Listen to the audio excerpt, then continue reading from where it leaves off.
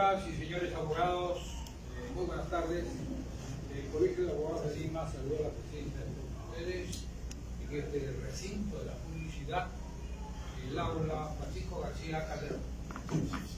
Esta noche presentamos para ustedes el Foro Internacional Estrategias para la Prevención, Manejo de Conflictos y Gobernabilidad, organizado por la Comisión de Estudios de Colectividad Social e Interculturalidad con el respaldo de la Dirección de Comisiones y Consultas. El objetivo de este importante acto académico es el fomentar y construir lineamientos generales para un pacto social de la gobernabilidad y la estabilidad política democrática, que permita superar la crisis de gobierno frente al bicentenario y objetivos del milenio. Bien, nos es grato, señoras y señores, anunciar la presencia del señor director de Comisiones y Consultas de esta ilustre, noble y bicentenaria institución, el doctor Luis Molero Coca, a quien saludamos con fuerte aplauso. Nuestro cordial saludo al presidente de la Comisión de Estudio, Conflictividad Social e Interculturalidad del Colegio de Abogados de Lima. Él es fundador, CEO, presidente del Instituto de Gobernabilidad, Prospectiva y Conflictos Sociales, y también tiene un importante reconocimiento como embajador para la paz por la Secretaría de la Organización de las Naciones Unidas. El señor doctor Di Stefano Pedro Palpaglo, a los nosotros igualmente está esta noche un experto en Derecho Laboral y Derecho Constitucional, con estudios de maestría en Política y Gestión Tributaria, con alta especialización en finanzas corporativas, inteligencia estratégica y competitiva por el Centro de Altos Estudios Nacionales, CAE. Saludamos la presencia del doctor Juan Chupitán Valverde. Es grato anunciarle la presencia en el estrado de honor del ingeniero asesor y consultor experto en minería, asuntos ambientales y conflictos sociales, el ingeniero Remigio López Daga.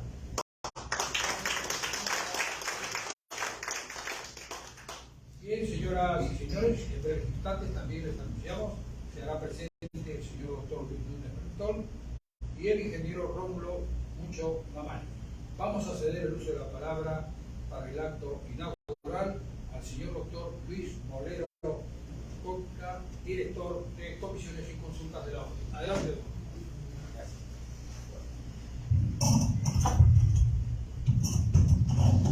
Buenas tardes con todos. Agradezco la oportunidad que la Comisión de Estudio de Conflictividad Social e Interculturalidad nos brinda esta tarde. Agradezco su presencia y también la de los que están conectados en las redes.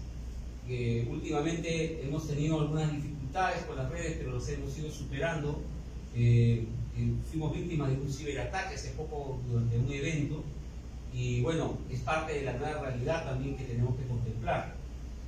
Yo quiero, como parte de este evento, dar algunas palabras y le pedí a Palpán estar aquí precisamente porque estoy vinculado a la materia.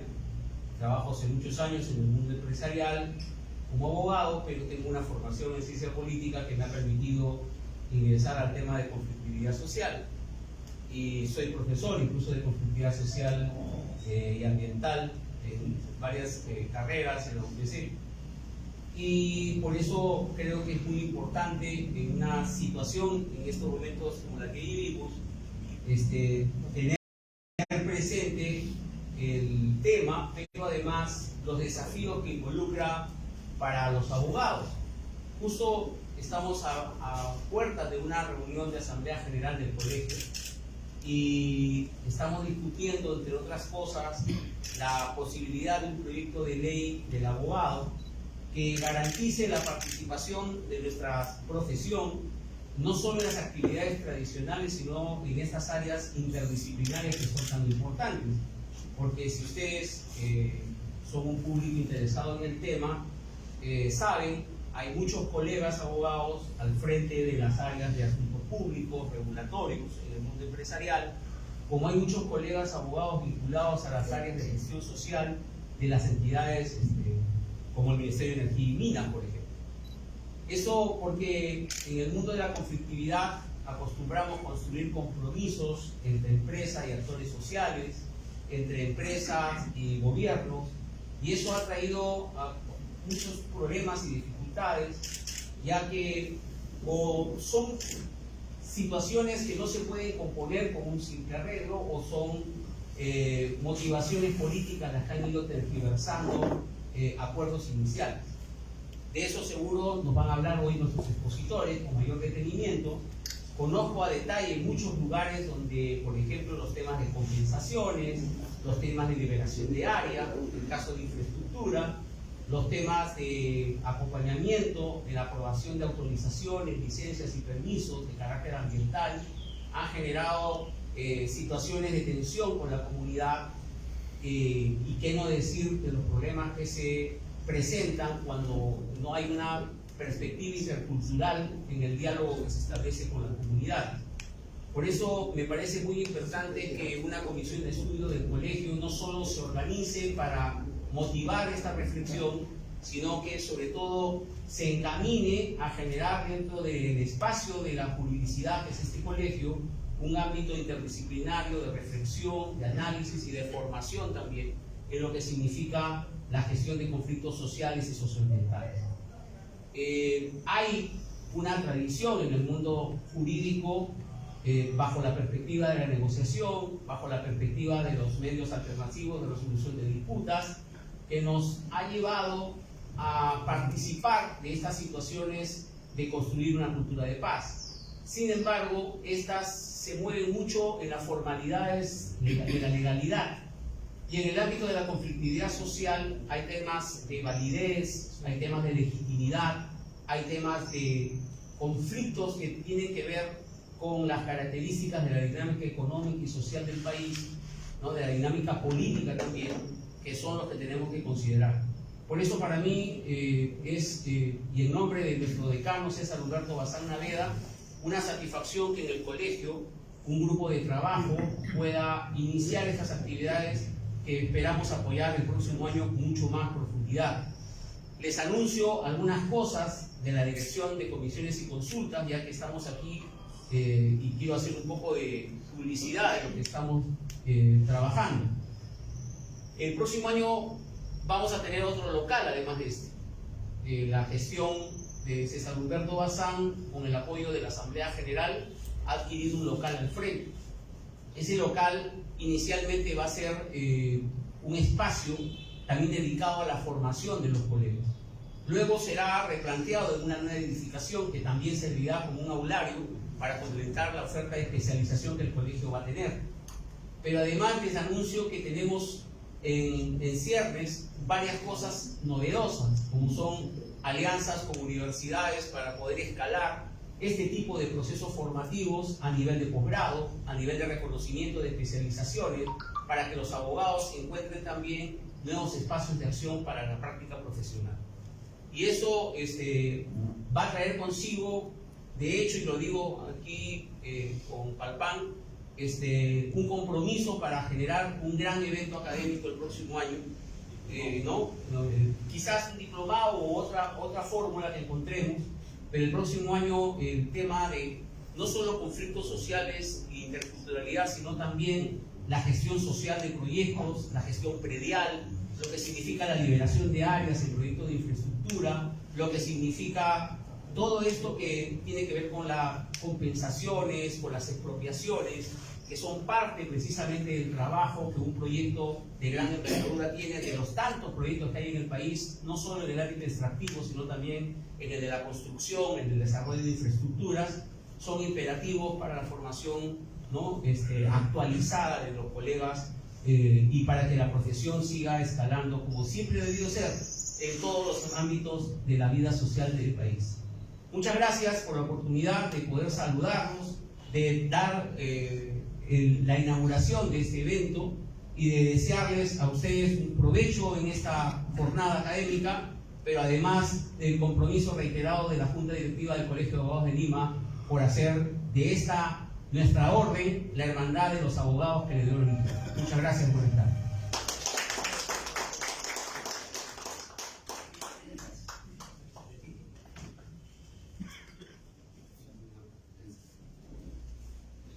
Señoras y señores, le agradecemos las palabras verbales a cargo del señor director de consulta. Seguidamente vamos a dar inicio al Foro Internacional Estrategias para la Prevención, Manejo de Conflictos y Gobernabilidad. La primera conferencia se refiere a conflictos sociales, momentos políticos y construcción de viabilidad política. Vamos a ceder el uso de la palabra al señor doctor Di Stefano Pedro Palfán Luna. Adelante.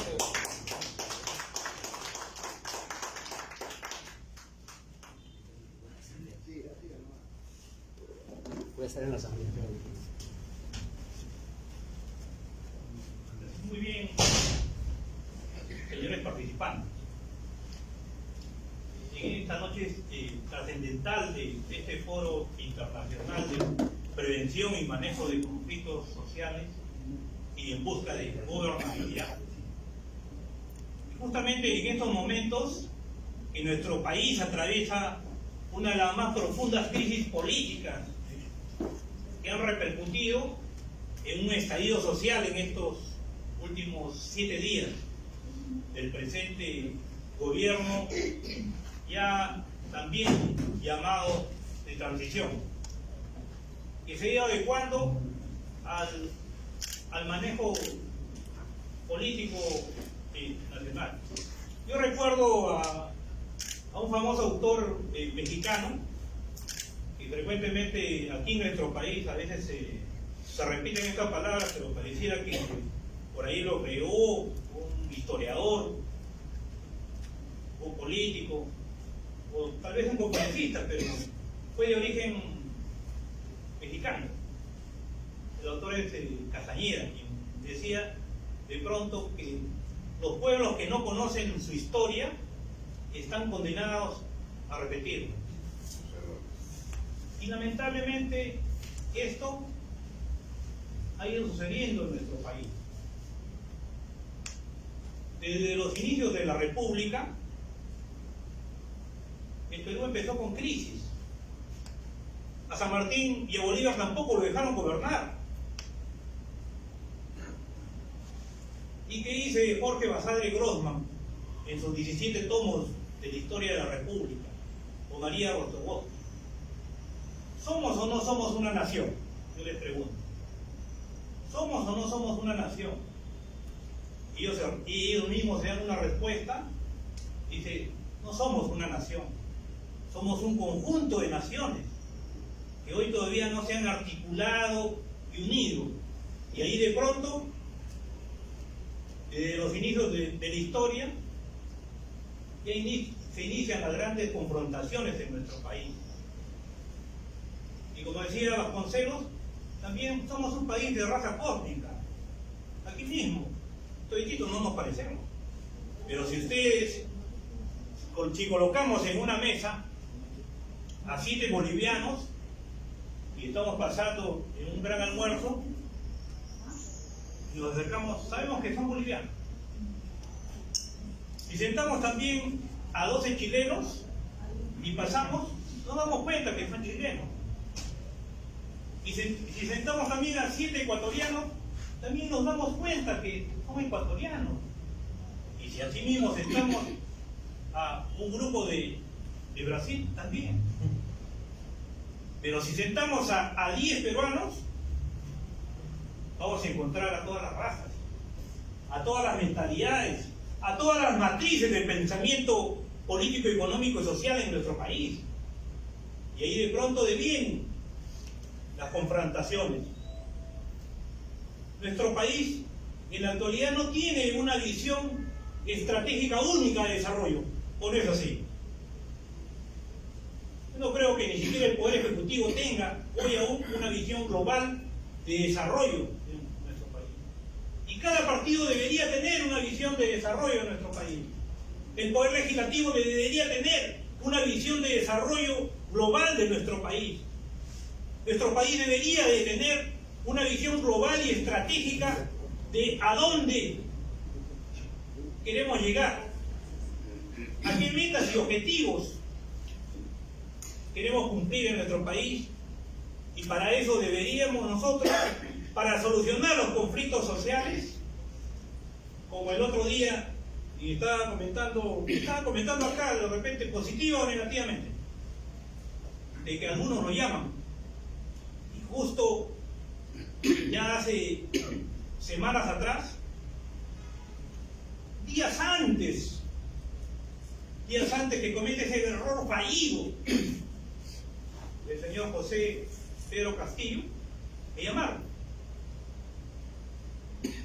me convocaron, luego de haber alcanzado diversas cartas y proyectos, de los cuales hoy los ponentes que están sentados aquí, que son parte de mi grupo del Instituto de Gobernabilidad, Prospectiva y Conflicto Social. Nos convocaron a Palacio de Gobierno luego de 3 a 4 meses que nosotros ya habíamos alcanzado un documento de propuesta para la gobernabilidad y la solución de la estabilidad política de nuestro país. Pero nos convocaron ya cuando el muerto estaba casi para enterrarse, cuando la crisis se había profundizado, y en la crisis de ideas la gente del Palacio de Gobierno y la Presidencia del Consejo de Ministros no sabían en realidad qué hacer. Hay una crisis total, una desesperación en el Palacio de Gobierno para poder dar alguna alternativa de solución, porque ya se veía la salida, el que hemos llamado hasta el día 7 de diciembre, no me recuerdo la fecha, presidente de la República. Y anotando esos males de nuestro país que generan conflictividad, podríamos aterrizar al tema que de pronto muchos son candidatos a la alcaldía, a la gobernación, llegan a ser ministros, primer ministros, presidentes de la República, y todos esos cargos son políticos, ¿no, señores? No son cargos de confianza, son cargos políticos. Y en un cargo político debemos de saber de política, ¿o no es así? Y lamentablemente, muchos advenedizos, aventureros que llegaron a Palacio de Gobierno, no duraron porque nunca aprendieron a ser políticos. No tenían una visión global del país. No tenían las decisiones estratégicas y el manejo de negociaciones políticas que requiere un hombre que llega a ser alcalde, gobernador, ministro, primer ministro. Yo le escuché hace algunos años atrás al primer ministro, que fue gerente de Coca-Cola, que era bachiller de Economía de la Universidad del Pacífico, no recuerdo bien el apellido, ya, Zavala Lombardo. Y le hicieron una entrevista y, como él nunca había estudiado ciencias políticas, de repente faltó a la universidad, porque para ser político hay que saber de ciencias políticas, hay que saber de teoría política. He escuchado y conversado hace algunos días atrás, porque he estado también en Palacio, en el besamanos, en el nombramiento de ministro. Dije, de repente falta uno y me nombra ministro, porque les narro y les cuento, si están nombrando ministros, no apague su celular, porque al ministro de Justicia conversé con sus familiares y lo llamaron a la 1 de la mañana. Al de Cultura también lo llamaron de madrugada. A otros ni siquiera de madrugada, faltando media hora, 1 hora. Y no solamente en el presente gobierno, esto se está grabando en las redes de internet, en Facebook. Y no puedo, como abogado, hacer una falsa declaración tampoco. Y entonces cuando me llamaron a Palacio de Gobierno, he sido un intermedio a lo que estoy narrando ya a posteriori, porque eso yo no lo he leído de César Gil, que también compra información. Y no antes bien, he sido partícipe de algunos movimientos que se han venido y también he dado alternativas, no solamente en el presente gobierno, sino en anteriores, para propiciar la solución de los conflictos sociales. Hace muchos años atrás planteé la creación del Ministerio de Prevención y Manejo de Conflictos Sociales. No me entendieron y crearon el Viceministerio de Gobernanza Territorial, que no sirve para nada. Que a luego de mi conversación, porque antes de ir a Palacio, hice todo un razonamiento reflexivo, luego de mis propuestas, y como cuando antes de asistir a mi grado, que dentro de un rato va a venir Luis Núñez, que ha sido miembro de mi jurado de tesis de Gobernabilidad Internacional por España. Y de 50 participantes fui el único que sacó el título internacional. Y me pregunto, ¿y los 49 otros por qué no? Se sentaron en el salón y no captaban. Que también una tesis de maestría o doctorado hay que empezarla hasta antes de matricularse. Un programa para ser exitoso.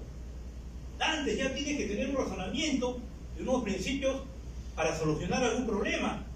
Y siempre mi tema fue el tema de gobernabilidad, de conflictos. Y en nuestro país no hay gobernabilidad, no se manejan los instrumentos de gobernabilidad, porque en nuestro país, en los principales centros de estudios, no enseñan gobernabilidad. Yo he estudiado en el programa internacional de gerencia política de la Católica con la George Washington y la Corporación Andina de Fomento, becado. Ahí sí nos han dado algunos lineamientos de lo que es la gobernabilidad, con un conjunto de instrumentos de gerencia política para la estabilidad política. Eso sí es gobernabilidad. Pero lamentablemente en nuestro país venden humo y cebo de culebra, ¿no? Y de los cuatro o cinco instituciones que deberían enseñar gobernabilidad, enseñan gobernanza. Y gobernanza no es gobernabilidad, o es gobernabilidad. Gobernanza es un conjunto de instrumentos de gerencia pública, de manejo de instrumentos de sistemas de gestión, de los 11 instrumentos administrativos que hoy existen. Entonces, no les enseñan gobernabilidad, les enseñan gobernanza, y tenemos la escuela de políticas públicas y gobernabilidad de la Católica, que enseña gobernanza y algunos lineamientos muy breves de gobernabilidad. Como también tenemos el Instituto de Gobierno del ESAN, que enseña gobernanza, pero muy poco de gobernabilidad. También tenemos el Instituto del finado ex político, Alan García, que enseñaba un poco de teoría política, de gobernanza, pero no se enseñaba gobernabilidad. Porque para enseñar gobernabilidad hay que enseñar gerencia pública, comunicación política, comunicación de gobierno, comunicación de crisis, toma de decisiones estratégicas. Y eso lamentablemente, cuando quise seguir estudiando en el país no había, y recibí una media beca en la Universidad de George Washington de Estados Unidos y me fui a 2 programas de inmersión. Y ahí de pronto me interesó el análisis y profundicé y editamos el presente libro, Las 7 estrategias a la prevención y manejo de conflictos sociales y negros. Más allá de los manejos estratégicos. Porque el que puede lo más no puede lo menos. Lo más grave en nuestro país son los conflictos sociales mineros. Lo más grave. Si usted puede solucionar los conflictos sociales mineros con todo el instrumental de negociación y de resolución de conflictos, puede solucionar los temas de conflictos pesqueros, puede solucionar los temas de agroindustriales, porque tienen los mismos instrumentos, pero se pueden utilizar otros, pero para la gobernabilidad tenemos que utilizar la toma de decisiones y la gerencia política. Y ahora bien, yendo ya un poco tanto ya para terminar, el tema de fondo del momento político de nuestro país. Entonces, cuando me convocan, días previos al Waterloo de José Castillo, y les expliqué el tema de cómo construir un proyecto de pacto social para la gobernabilidad. Y le dije que los países como Chile, en el Pacto Social de la Concertación, de hace más de 40 años, con eso le había proporcionado los instrumentos necesarios para ser parte de la OCDE, o la Organización de Cooperación Económica y Desarrollo, el Club de los Países Desarrollados. Cosa que nosotros aún todavía estamos muy distantes, señores. He preguntado a las celebridades más preclaras del país y no me han dado una respuesta. Pero sí, algunos funcionarios, ahorita no he escuchado ninguno porque creo que no saben, pero algunos funcionarios se llenan la boca. Y antes del presidente Castillo decían que ya estábamos cercanos a ser parte de la OCDE. ¿Por qué? Porque dice que hemos avanzado algo en el tema de transformación digital, de gobierno digital de la PCM, claro que sacan sus cuadritos, sus correos electrónicos, el ingreso de los expedientes, y eso no es. Pero han vendido bien su producto y se ha avanzado, dicen. Pero seguimos siendo hoy todavía, y vamos a seguir siendo por muchos años, un país emergente, un país en crecimiento. Porque yo todavía no concibo la palabra que nos digan que somos un país subdesarrollado. ¿O no es así? De repente algunos que siguen leyendo los libros y teorías de otros, con esos señores nos van a morar. Nosotros somos fruto del Incario, del imperio incaico, de una de las culturas más grandes y duraderas de la historia del mundo. Somos otro continente, somos otra cosa, señores.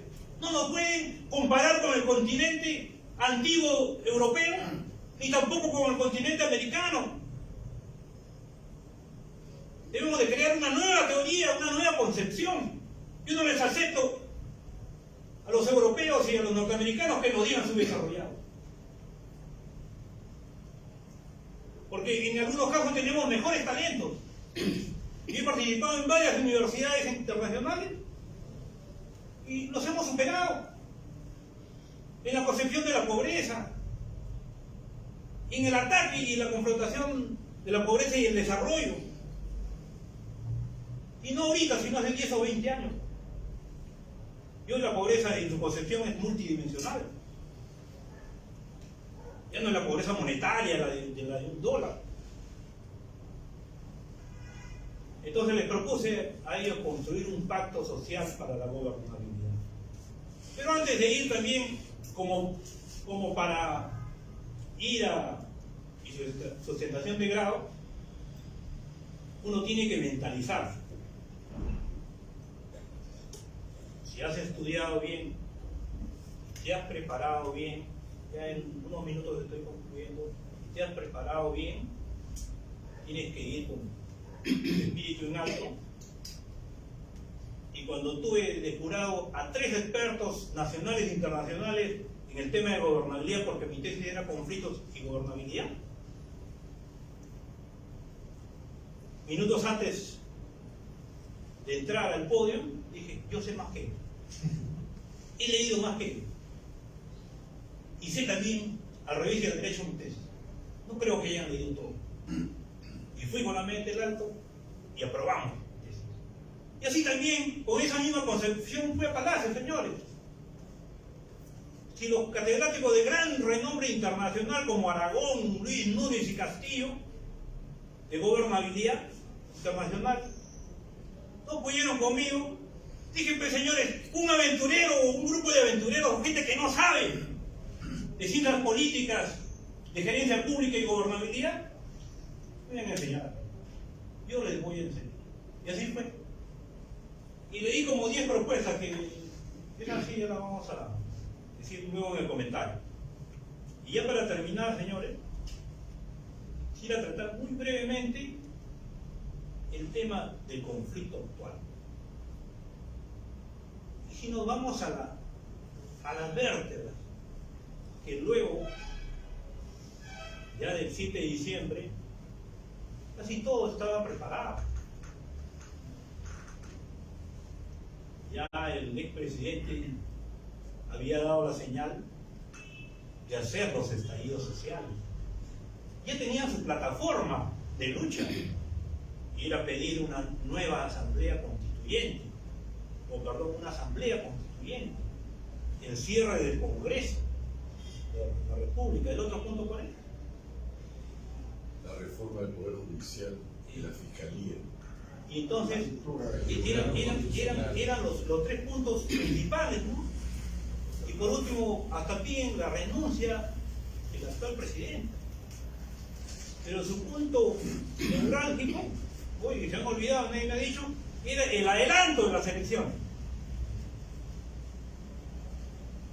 Y el adelanto de las elecciones, ¿para qué mes? Me están pidiendo para abril de 2023. 24. Los del sur están pidiendo para abril de 2023. No se duerman, porque yo lo conozco años, es mi vecino. Entonces, están pidiendo para abril del 2023. Pero Palacio, ya hace más de casi 4, 5, 6 días, ha presentado un proyecto que ahorita se está debatiendo en el Congreso de la República y aún no se ponen de acuerdo. Hasta las 5:05 está hablando el congresista Quito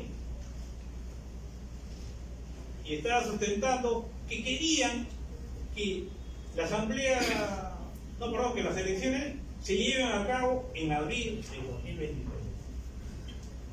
Y nosotros que estamos al tanto de la política, del análisis político, de la ciencia, tenemos que estar en el día a día. ¿Qué es lo que ha dicho Fernando Tuesta Soldevilla el día de ayer?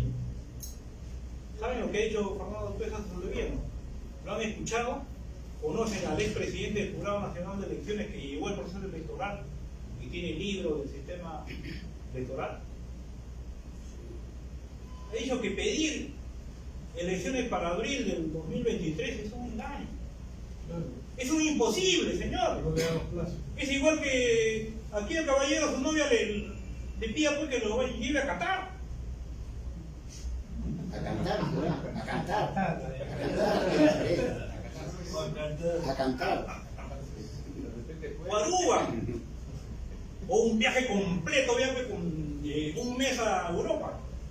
Puede ser 15 días. Un mes. Entonces, señores, esa es la respuesta que ha dado Fernando Tuesta Soldevilla.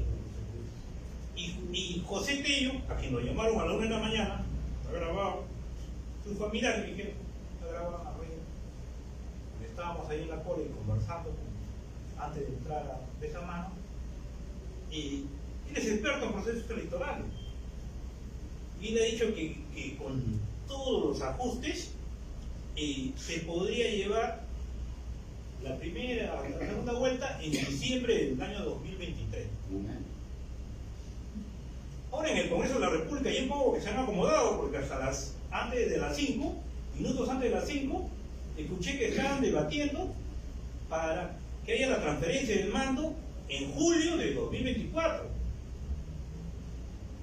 Y anoche dijo Fernando Tuesta Soldevilla de que si no se apresura el Congreso de la República y se no toma una decisión rápida y acertada, puede haber una explosión y estallido social como Chile. ¿Y quién tiene que decidir las elecciones de nuestro país? El Congreso de la República. Ya el Poder Ejecutivo ha avanzado con un proyecto que puede ser modificado. Entonces lo que están pidiendo los revoltosos, manipuladores, que irrumpen la tranquilidad social y que ya se acerca casi se tipifica también a un estado de zozobra, y que muchos no quieren decirlo y ponerle la etiqueta del Código Penal contra la tranquilidad pública, pero iríamos más allá, pues le tienen miedo a todo grupo de congresistas de izquierda.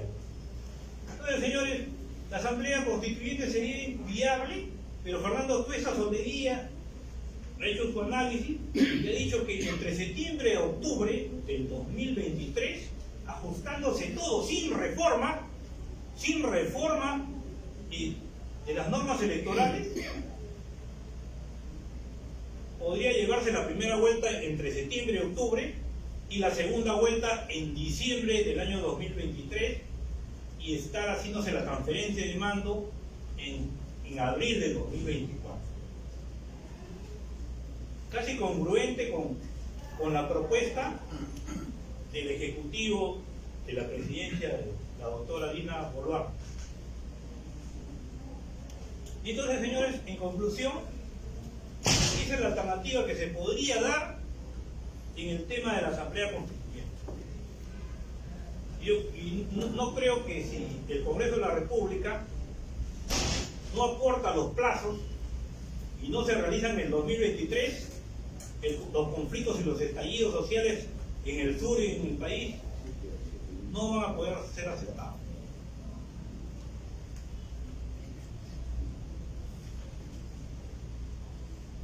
Ahora bien, también se ha hablado del tema del cierre del Congreso.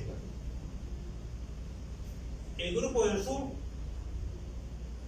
que están haciendo los conflictos piden el cierre del Congreso. Ya supongamos que se acepta cerrar el Congreso, ¿quién lo cerraría? Lo tendría que cerrar la presidenta de la República. Pero no creo que o empujarían a que un gobierno militar también cierre el Congreso si a una mayor conflictividad o paralizaciones que podrían hacer en nuestro país.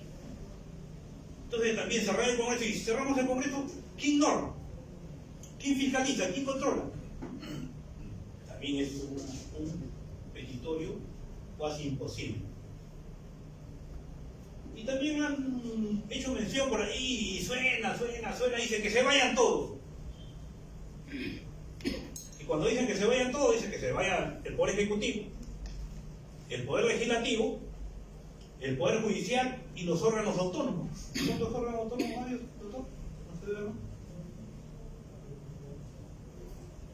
Arriba Dios. Ministerio Público, Poder Judicial, Tribunal Constitucional. Jurado Nacional de Elecciones, la OMP, el BCR. Está bien, claro. Todo lo que son A ese se le falta. Julio Velarde.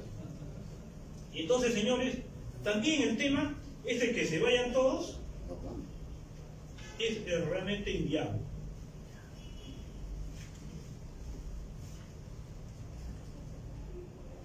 El cierre del Congreso y a la vez se están pidiendo por ahí, porque ya han habido cartas hasta la CGTP y de algunos organismos del sur que han pedido, están en el Facebook, y han pedido también la renuncia de la presidencia de la República.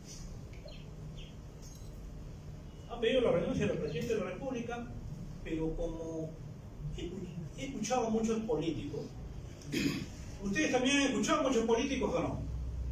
A ver, los detrás que están conversando.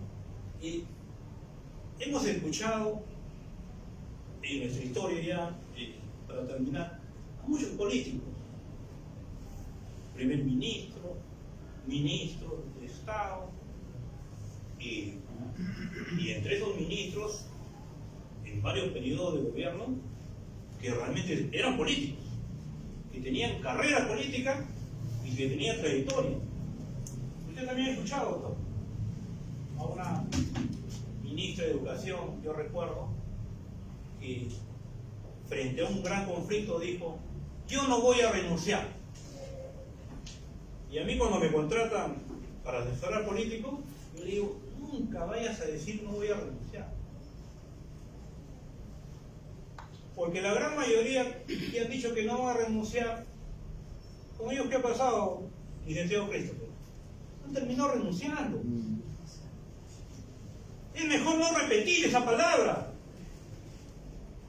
y tenerla siempre presente. Porque muchos dicen no voy a renunciar y al final terminan renunciando. Y finalmente, la gran mayoría que llega al poder debería tener, y siempre he recomendado, en la historia, en el continuo ideológico y político de asesoramiento, ¿no he escuchado a un Sun Tzu? ¿No han escuchado a un Rasputín en Rusia? ¿No han escuchado a un Maquiavelo en Europa? no han escuchado a un Fouché, que fue asesor de 5 emperadores o gobernantes en la Francia, París.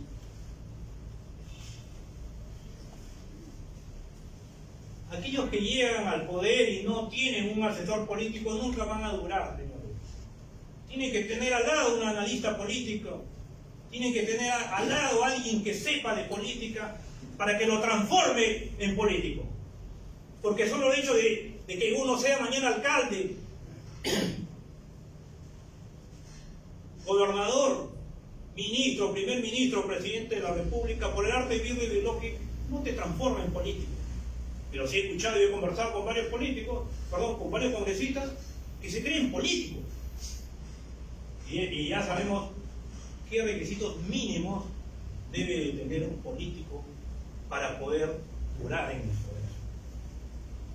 Si hacemos una revisión de la historia y del mundo, hay varios que sí son políticos. Porque la naturaleza del político, aparte de los puntos que ya hemos reseñado, ¿cuál es, señores? La naturaleza del político es conservar el poder. Terminar bien el poder y luego, si quiere, retorna nuevamente al poder y sigue retornando y sigue teniendo liderazgo.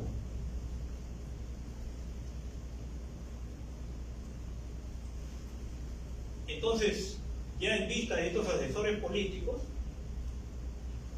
en Francia, París, básicamente en Perú, Vladimiro Montesinos opta por la palabra y aguanta.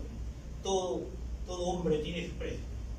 Lo más importante es saber cuál es. Y ahí empiezan, señores, los inicios de la corrupción. Muchas gracias.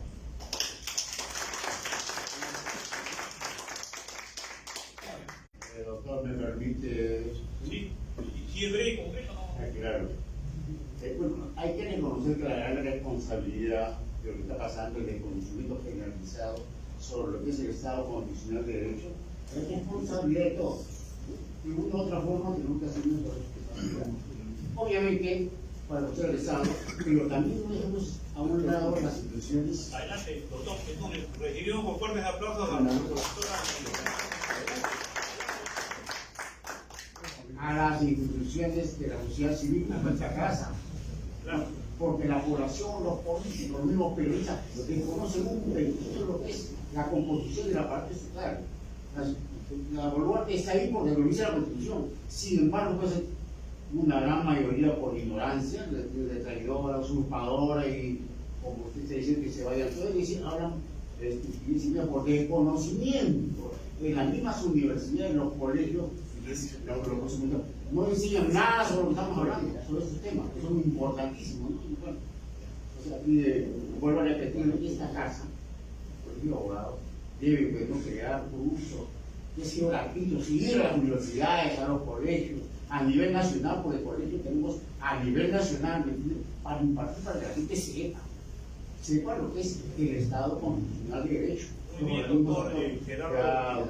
Doctor Gerardo Clavé, que tiene varios libros, un maestro en algunos aspectos. Muy bien, seguidamente vamos a tener la participación del ingeniero Ricardo Z. Carpio, quien es vicepresidente de la Cámara de Comercio de Miraflores, quien nos va a tratar el tema muy brevemente de liderazgo en los aspectos políticos. ¿Qué necesitan realmente los líderes, los políticos, en el aspecto de liderazgo para poder propiciar y fomentar el desarrollo? Como es un foro internacional y estoy a cargo de la mesa, he permitido invitar al ingeniero Ricardo Z, que nos tenemos con ustedes y nos recibimos con mucho.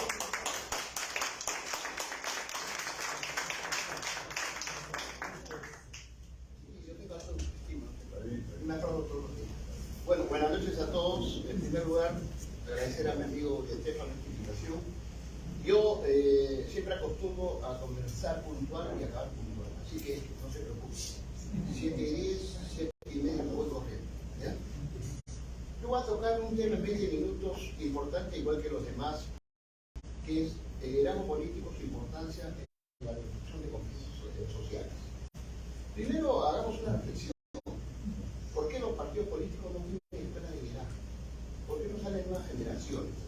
¿Por qué los colegios profesionales no tienen escuela de liderazgo? El colegio de ingenieros, el colegio de abogados, contadores. Ahí está la base. Y lo que vivimos no solamente es una crisis política, vivimos una crisis de valores. Y el liderazgo se basa en valores, principios y éticas. Sin eso no hay liderazgo, hay caudillismo. Por eso, el tema, lo conversamos hace un momento, el tema importante son las personas. No tenemos especialistas, no en solucionar conflictos. No queremos perder tiempo solucionando, necesitamos invertir tiempo en prevenir conflictos. Y tenemos que preparar a la gente. Por eso es que hoy día vemos las mismas cúpulas en los partidos. No hay renovación. Por eso el fracaso de los tradicionales partidos políticos. A los jóvenes no les dan oportunidad de subir. Y por eso el fracaso. Me da pena, muchos partidos tradicionales muertos. Y salen otros, como dice Estefano, aventureros. ¿Ah? Entran, roban y se van. Y no tienen ni bancada. Entonces, la solución en este tema de los conflictos sociales está, como decía muy bien mi amigo, es organizar la sociedad independiente, los profesionales independientes, y de preferencia no militantes en partidos políticos. Yo inclusive tengo una teoría, el Perú necesita un SAR anticorrupción, independiente, que no sea nombrado por el gobierno de turno, pero tiene que ser valiente, porque al primer día te van a lanzar muerte, obviamente, ¿no? Pero esa persona con el respaldo podría tener mucho éxito. Ahora, ¿qué características? Bueno, como complemento les digo que yo soy experto en habilidades blandas, soft skills, liderazgo, motivación, etcétera, etcétera. Soy miembro de la Comisión de Habilidades Blandas del Colegio de Ingenieros del Perú. ¿Okay? Hoy día todos los profesionales en Perú necesitan soft skills, habilidades blandas. ¿Qué es lo que falta? ¿No? Es una habilidad blanda, son aquellas habilidades que no las estudiamos en la universidad ni en la maestría ni en el posgrado, gracias a Dios. Y las habilidades blandas no se estudian, se practican todos los días, como lo hago yo mucha gente. Las relaciones interpersonales, la motivación, el trabajo en equipo, pasión, entusiasmo, compromiso, acción y resultado, como digo yo. Yo soy un apasionado de lo que hago. Yo me levanto en la mañana emocionado, vivo el día emocionado y me acuesto emocionado. Mi vida es una emoción. ¡Qué rico! Disfruto lo que hago. ¡Qué rico! Y encima me pago por eso feliz. Hay que aprender a apasionarnos por lo que hacemos. Y necesitamos, la pasión no basta para tener éxito en la política o en la empresa. La pasión va con compromiso. Y le digo una anécdota breve. Yo hace 4 meses conocí al presidente actual de la Cámara de Comercio de Miraflores. El primer día lo hipnoticé, obviamente. Ya no me suelta hasta ahora. 25 reuniones. Nunca falta una. Compromiso. Me trajo 2 amigos. Ricardo, yo te voy a presentar a 2 amigos de Alonso Prado que son más apasionados que tú. Imposible, le dije. Más apasionados. Dicho y hecho. Lo trajo un día. La primera reunión, sí, acá están mis amigos Jorge y Carlos, perfecto. La segunda reunión, no me dieron, no, faltó uno. Espérate, ¿quién se fue a Guayo? Trajo el súper rico, sí, ese compromiso. Sí. A la tercera reunión tiraron la toalla. Excelente. En el Perú hay falta de compromiso político. Necesitamos gente comprometida, no solamente ser espectadores hoy día de la política peruana, tenemos que ser actores. Tenemos que ser actores. Nos quejamos de los dirigentes, de los políticos que dirigen la nación, y es culpa nuestra. Estamos dejando que gente inepta, ignorante nos gobierne, cuando tenemos gente de primer nivel que pueden ser gobernantes.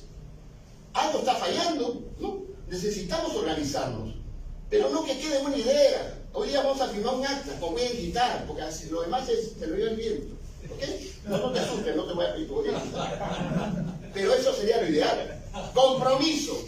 En el país donde todo el mundo tira las toallas, cada uno es indiferente. Entonces, el liderazgo se basa en valores, pero también en varios temas importantes. La comunicación efectiva y emocional. Efectiva porque tiene que lograr resultados. Emocional, como hago yo, atacar tu corazón, no tu mente. Lo que debe hacer un político. Muchos políticos fracasan porque hablan de estadísticas, a la gente le importa un pepino las estadísticas. Emociónalos. ¿Por qué tienen éxito los cantantes? Los cantantes nos emocionan, nos hacen llorar o no. Porque nos atacan el corazón, a nuestras emociones, y los políticos tienen que atacar las emociones. Y en el tema de solución de conflictos, obviamente no tenemos especialistas, no hay dónde formarnos. Partamos de la base. ¿Por qué tenemos crisis de valores todos los días? Y esa es la base de la corrupción. Con una persona con sólidos valores que vienen del hogar, del colegio, del nido, de la universidad, del posgrado, no teníamos esta clase de gente. Yo lo que me pregunto siempre, cuando identificamos a un corrupto, yo no pregunto quién es el señor Pedro Castillo. Yo retrocedo al tiempo y digo, ¿Quién fue tu maestra en el nido? ¿Quiénes fueron tus profesores en el colegio? ¿Qué te enseñaron, Pedro Castillo? ¿Qué te enseñaron en Lavallejo? ¿Quiénes? Quiero conocerlos, porque tú eres producto de ellos, ¿o no? Somos producto de nuestros padres y producto de nuestros maestros, así que no le echemos la culpa a los corruptos. Vamos al tiempo. Bueno, en parte, no quiero generalizar, no quiero generalizar, pero Hay una decisión personal también, hay una decisión personal. hay una condición personal también, porque yo El puedo compromiso que tú dices, el compromiso. claro. Pero normalmente uno tiene que retroceder en el tiempo. ¿Quiénes fueron tus padres? ¿Quiénes fueron tus maestros? ¿Ah? ¿Qué te enseñaron en la universidad? Coima 1, Coima 2, corrupción 3 y corrupción 4 como prerequisito. Eso es la clase de gente.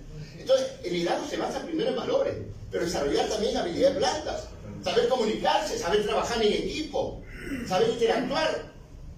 Yo particularmente trabajo en forma independiente, por supuesto, y yo a la gente que conozco le digo, a mí me sobra el tiempo, porque a la vez, Ricardo, no tengo tiempo, estoy full de chamba.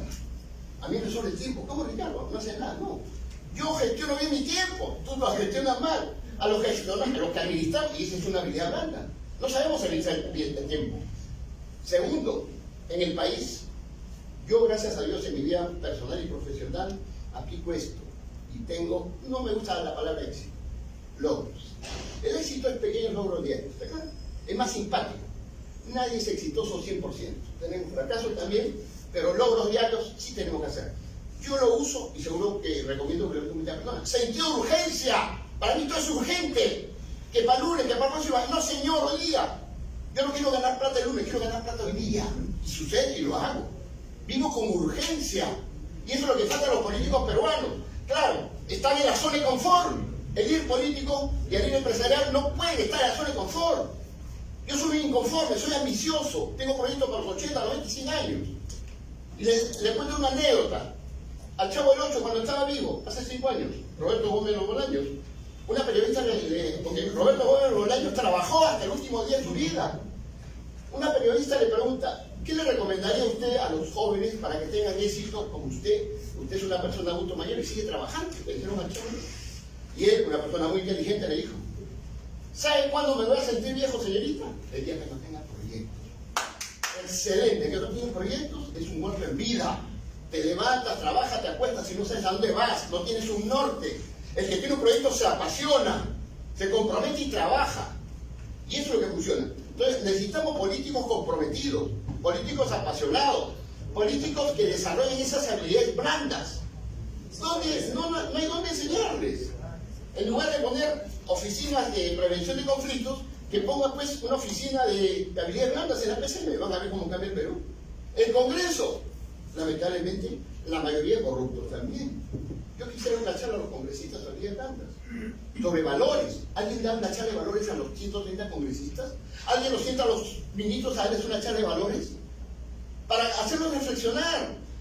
La falta de valores, lo dicen los expertos, es obviamente la consecuencia de la corrupción, tan sencillo como eso. Entonces hay que crear en el Perú una cultura de valores, valores en la política, valores sociales, valores en la empresa. Eso es lo que necesitamos. Pero hay que atreverse, hay que hacerlo, no hay que tener miedo. Una característica del líder, la diferencia entre un líder y una persona común y corriente, porque todos tenemos la semilla de liderazgo, es que el líder tiene que tener ciertas actitudes. Y hay un dilema de toda la vida. ¿El líder nace o se hace? La mayoría de expertos, y yo estoy de acuerdo con eso, el líder no nace, se hace. Hay que formarlo. Es un proceso de vida. Es una actitud hacia la vida. ¿Quiero ser del montón? ¿Quiero ser un abogado del montón? ¿Quiero ser un ingeniero del montón? ¿O quiero destacar? Es una decisión tuya. Y una característica básica del liderazgo político empresarial es la autocrítica y el autoconocimiento. Cuando tú le comienzas a echar a otras personas la culpa de tu fracaso, de su éxito, no eres líder. El líder dice, yo soy el culpable de mis éxitos, pero también soy el culpable de mi fracaso. Excelente. La culpa no la tiene Castillo, la tienes tú. Es tu actitud hacia la vida. Y el que no tiene el liderazgo formado, no tiene pues ese chaleco antibalas. Es muy fácilmente manipulable, como la mayoría de población del Perú. No es manipulable. Los entes más manipuladores son obviamente los políticos y la prensa. Los que tenemos habilidades blandas formadas, jamás nos vamos a dejar manipular ni por la prensa ni por los políticos, porque tenemos pensamiento crítico. Y eso tenemos que enseñar a nuestros hijos, a nuestros nietos. Es un trabajo de largo aliento, pero hay que comenzarlo. Es un proyecto. ¿Perdón? Es un proyecto, ¿no? Es un proyecto. Claro, de vida. Pero, miren, yo les digo, porque soy experto en planeamiento estratégico también, y cuando uno hace un plan de trabajo, hay 4 factores claves. ¿Ok? Primero, el nombre del proyecto. Segundo, el cronograma, dentro del cual se va a desarrollar el proyecto. Tercero, quizá para mí, para todos lo más importante, el equipo, la gente. Y cuarto, el presupuesto.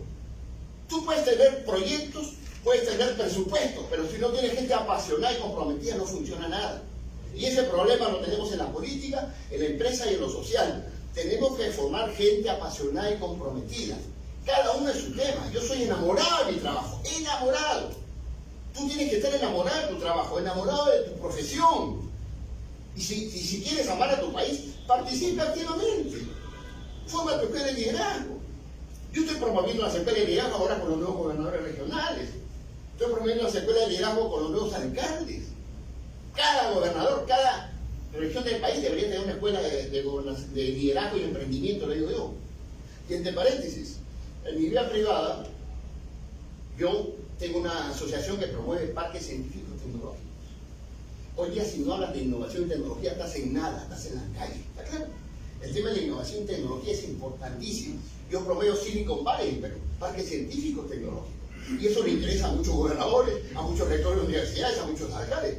Porque primero, desarrollas territorialmente, segundo, generas empleo, y tercero, vas a convertir a Perú, si lo trabajamos muy bien en la próxima década, en una potencia mundial. Pero hay que comenzar a hacerlo. Nosotros somos la única institución privada. CONCITEC es una institución pública, con respeto, pero burocrática. ¿Cuál es la diferencia? CONCITEC tiene 100 proyectos. Uno son los parques científicos. Nosotros tenemos un solo proyecto, enfocados. Y una cosa importante que le digo tanto para el tema político como empresarial. También hace como un año salió en YouTube un video donde una periodista le preguntó independientemente a los 3 grandes millonarios del mundo, ¿no? Bill Gates, Zuckerberg y Elon Musk, ¿no? Le preguntó, ¿qué le recomendaría a usted a los jóvenes que quieren progresar y ser millonarios? No es que a veces tenemos miedo a la palabra millonario. Yo quiero que mis hijos sean millonarios. Y tú también. ¿O quieres que tus hijas sean pobres o que vivan ajustadamente? No, señor. Yo quiero que mis hijos y mis nietos sean millonarios. Ahora que lo logre o no lo logre, le preguntaron una cosa importante. Y también hay que aplicarlo al liderazgo político y al liderazgo empresarial. Y dijeron los 3 al unísono una sola palabra. Yo la aplico en mi vida, porque yo también a veces caigo en errores. Dijeron, enfócate en tu proyecto, en tu negocio, no te distraigas.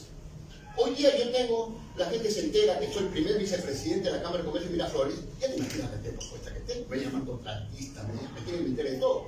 Bueno, se ha equivocado porque no es mi chakra. Segundo, no, es así. No, y ya estoy propuesto, ojo, la próxima sesión ya soy presidente de la Cámara, ya lo dije, ¿no? La Cámara de Comercio de Miraflores. Que no es cualquier cosa. Miraflores, a mucho respeto, es uno de los distritos más estables económicamente, más turísticos, más seguros. Todo el mundo quiere vivir en Miraflores, todo el mundo quiere hacer negocio en Miraflores. Y gracias a Dios, este colegio, como el mío, como el colegio médico y el colegio veterinario, están en mi territorio, ¿no es cierto? Entonces, el tema, también lo comencé. No, aguanta 5 minutos, no me corren, no me controle, yo sé controlar. Sí, yo soy diferente de Estefano, yo sí tengo autocontrol, porque soy líder igual que ellos, ¿no? No te preocupes, 5 minutos se acabó, porque hay cosas mucho más interesantes quizás que lo que estoy hablando, pero vamos a complementarlas. Entonces, tenemos que formar no políticos, tenemos que formar líderes políticos, ¿está claro? Líderes políticos, ¿no? Que sean formados a través de una escuela de valores, a través de una promoción. Las universidades deberían tener su escuela de liderazgo. Yo les llamo normalmente ahora mi proyecto es formar escuelas de liderazgo y emprendimiento. Y les cuento una anécdota. Carlos Canales, bueno, el actual alcalde es de Champañá, Lucho Molina, mi amigo de Miraflores. Claro que sí, yo soy de Champañá y Miraflores. Carlos Canales no es de Champañá, pero también es amigo mío. Cuando él estaba en campaña, yo fui a un local a ofrecerle gratuitamente crear una escuela de liderazgo y emprendimiento cuando sea alcalde. Estamos hablando de hace 6 meses. Gratuita, costo cero. Local cero, profesor cero y alumno cero, ¿cierto? Y parece que lo agarró por ahí el tema porque lo ha puesto en su plan de gobierno, crear una escuela de emprendimiento municipal y lo va a comenzar a ejecutar en enero. Y lo voy a apoyar, obviamente, porque el primer convenio que tenemos, obviamente, la Cámara de Comercio con la municipalidad. Vamos de la mano. No puede ser que la municipalidad vaya por acá y la Cámara de Comercio por allá, ¿no? Entonces, el tema de liderazgo político es importante porque el tema no es enseñar a la gente a solucionar conflictos. Solucionar conflictos es pérdida de dinero y de tiempo. todo el mundo lo dice, los expertos en conflictos. La mejor forma, de evitar los conflictos es prevenirlos. Pero si ya tienes un conflicto, lo que deben hacer y que no hacen actualmente los políticos peruanos no gobernantes es el diálogo. Está claro. ¿Por qué? ¿Por qué no van los ministros? Porque los matan. La persona que no debe nada a nadie no necesita ni guardaespaldas. ¿Quién tiene guardaespaldas? Me van a matar. Hermano, tu mejor guardaespaldas es el pueblo que te quiere.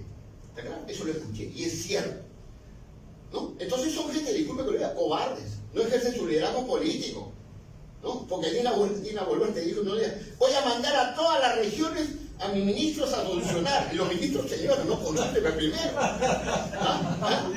Oye, no consúltenme. Y total, ni uno viajó. Lo matan en Ica, lo matan en la política, los matan. Esa es la clase de valientes que tenemos líderes políticos. ¿Te acuerdas? Sí, ella dice, voy a mandar a mi ministro, un momentito, presidenta, consúlteme primero, voy a preguntarle más cosas. Hijito, si te mueres, ¿quién paga el colegio de tus hijos? ¿Quién paga la comida? Así que mejor renuncia, ¿no? Ya tiraron las varios. Entonces, el tema acá, me quedan 2 minutos. Yo soy persona, yo soy exacto. Puntualidad, y el liderazgo se basa en valores. Honestidad, puntualidad, etc. Se lidera con el ejemplo, para los políticos y empresarios. Exijo puntualidad porque soy puntual. Exijo honestidad porque soy honesto. Como yo, un dirigente del gobierno corrupto, voy a decirle a mis trabajadores, yo ministro de Energía y Minas, que saben que soy corrupto, señores, por favor, tienen que ser honestos. Si roben, que no me enteren, por favor. Más honesto, ¿no? ¿Cómo le vas a exigir pues a tu gente? Con qué vergüenza me daría, ¿no? Es como si yo fuera expositor a las 6 de la tarde, está yendo al auditorio, y yo llego a las 7. Ni esto, me voy. Hermano, me dio COVID, me voy corriendo. ¡Qué vergüenza! ¿Y va a hablar de liderazgo ese señor? No. Y le digo una anécdota. Yo soy catedrático de la San Ignacio de Loyola, me queda un minuto, por favor. Yo soy catedrático de la San Ignacio de Loyola, antes que me lo digan, ya me digan. Yo soy más rápido, yo primero disparo y después apunto. Yo soy más rápido que él. Yo fui catedrático de la San Ignacio de Loyola durante 10 años. Y les hablaba de liderazgo en muchos temas. Y yo les dije a mis alumnos, yo no permito que un solo alumno llegue más temprano que yo. Además se lo prohíbo. El que recibe a los alumnos es el profesor. A mí nunca me va a recibir en habla un alumno. Y lo cumplí. Excelente. Se lidera con ejemplo. Hay otros profesores que llegan, ¿ya? En las clases a las 7, llegan a las 8. Y bueno, el tráfico, ¿no? Siempre el tráfico. Por favor, el que quiere llegar temprano. Hasta yo, si vivo en Chosica, salgo 4 horas antes si hice tráfico. Así, es cuestión de decisión. Y para terminar, me quedan 20 segundos. Simplemente, buenas noches y éxito para todos. Muchas gracias.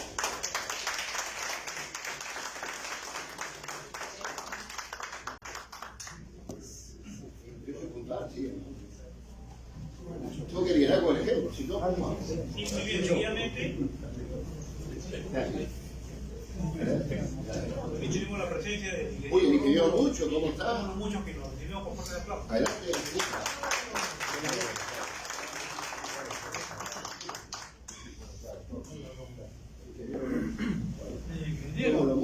Muy Rómulo, mi conocido. maestro.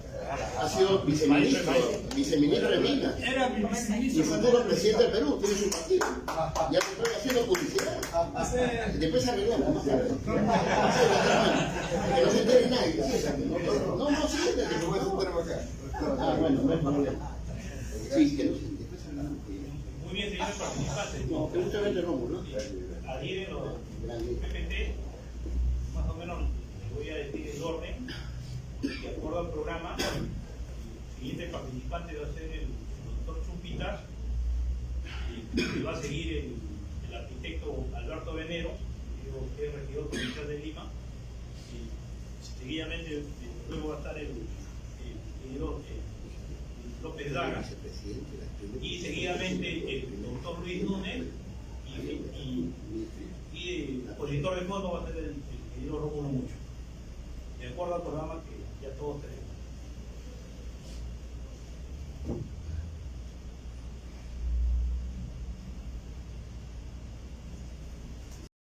Yo quería hacer una pregunta. Si desea preguntar, Un comentario. Solamente quería que me permita terminar con una reflexión al término de la reunión. Muchas gracias. Me parece muy bien. Sí, mire, como es un foro, yo les voy a pedir que van a hacer algunas preguntas que sean muy breves, o algunos aportes que sean muy breves, ¿no? Vamos a terminar a medianoche. Yo no tengo ningún problema para La terminar a las 6:30. pregunta va a ser al término de los expositores. Sí, al final. Como ya todos tienen informe, ¿no? Se está pasando directamente a través de Facebook. Va a quedar grabado. No me preocupen, me digan si no pueden grabar, pueden escuchar el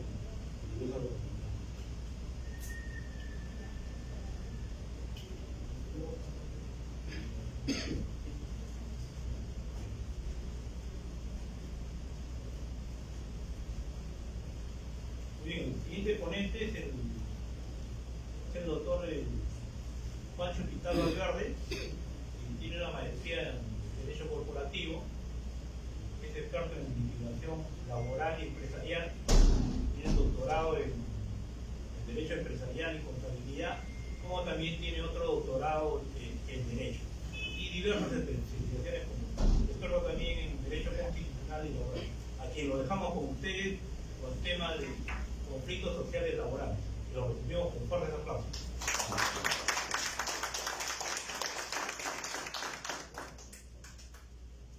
Buenas noches con todos, con la digna mesa también, doctor Núñez, muy agradecido por estar acá, ingeniero López, ingeniero Zeta, doctor Estefano, ingeniero Rómulo Mucho, muchas gracias por estar en esta reunión tan importante para conversar este tema de los conflictos sociales y, por cierto, plantear alternativas de solución, propuestas de solución. El doctor Estefano ha manifestado que alternativas de solución hay muchas, sin embargo, no son acertadas, o qué es lo que está pasando. Y frente a la pregunta también del auditorio, es, a ver,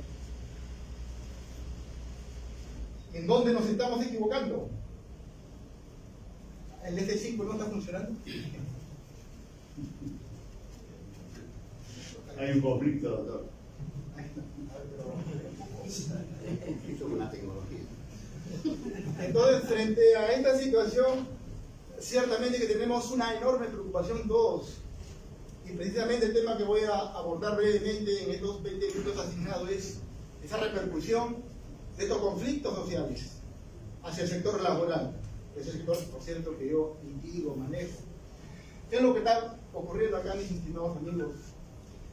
Que nosotros, como abogados laboralistas, sabemos, pues, y es consabido seguramente por cada uno de ustedes, que lamentablemente los juicios laborales, cuando se complican, pueden terminar en el año quinto, 6, 7, 8, o incluso hasta una década para tener finalmente una sentencia, una resolución a la cual te da la razón como trabajador, o tal vez pierdas y le da la razón al empleador, a la empresa. Pero esta situación de una litis que dura 10 años nos genera una afectación porque por años siempre conversamos. ¿Qué conversamos? Conversamos de que la Organización Internacional del Trabajo siempre aboga por el trabajador, por la parte más débil, la parte desfavorecida de esa relación trabajador y empleador, o trabajador y empresa. Y se ha ido en forma difusa desarrollando una serie de normativas. Y esta serie de normativas nos preguntamos, ¿será suficiente? ¿Será insuficiente? ¿Por qué no está funcionando? Y si hacemos un aspecto comparativo, vemos, por cierto, que en muchos países sí tienen, pues, su código de trabajo, y acá en el Perú es consabido que no tenemos un código de trabajo.